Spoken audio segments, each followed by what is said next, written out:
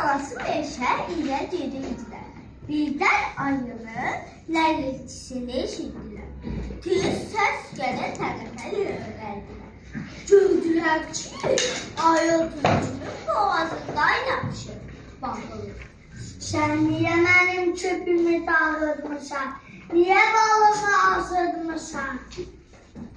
Tülkü andaman edirdi ki, o balı görməyir. Qaragözün anası onlara yaxınlaşıb dedi: Ayı, əl saxla. Mənim balamın sənə sözü var. Qaragöz cəsarətini toplayıb dedi: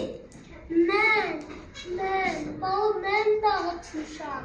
Çıxa baxmaq istəyənlər əlimdəki küp açdı. Bağışlayın, istəyirsiniz, sizin üçün bal toplayın. Ayı Qaragözə baxıb güldü.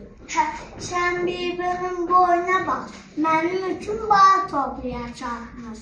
Amma yaxşı ki boynuma alır, yoxsa bu yazığın boynun düşəcəkdir. Sənin cəsarətin mənim xoşuma gəlir.